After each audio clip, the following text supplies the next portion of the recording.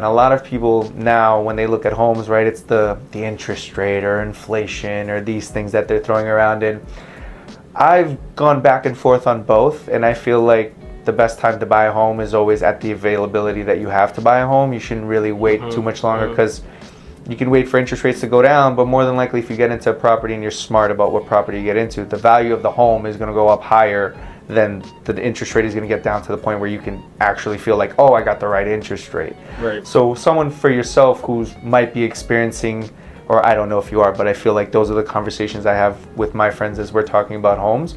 What advice would you give to someone who's in the market, who's kind of on the line of like, do I buy a home now? Do I not buy a home now?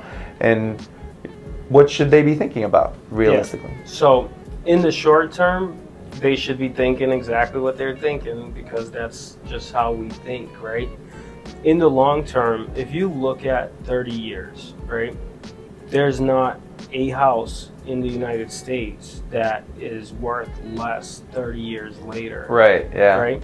If you talk to older people, which in my business I run into them a lot, and I see the mistakes they make with their real estate, and I see what they do right with their real estate, and I hear a lot of people that say, oh, you don't know, my interest rate was, 14%, right, when I bought a property.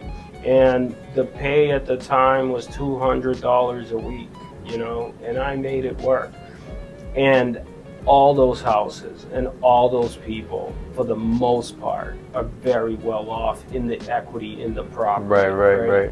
So, okay, let's take the current times. Right now, we're lingering around 7%. Right.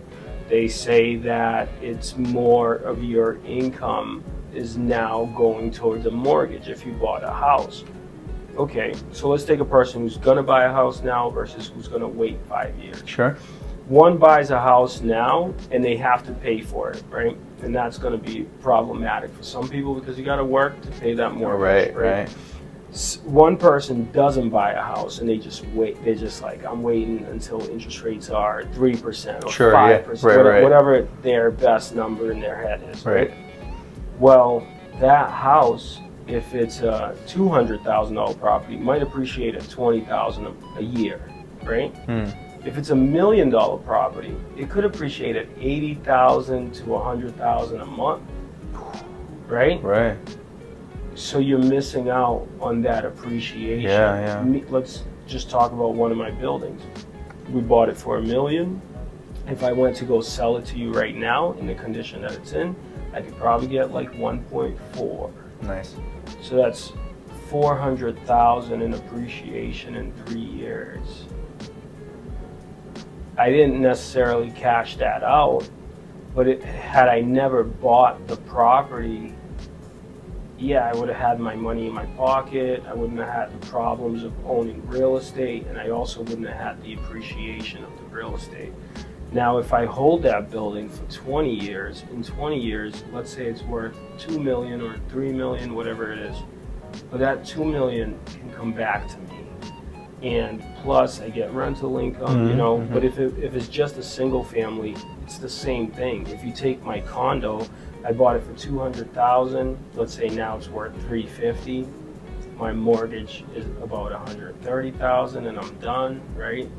Now I have a $200,000 delta that I can then deploy to do other things with. Sure. On top of my working regular income, right? So meaning you're still gonna work, right?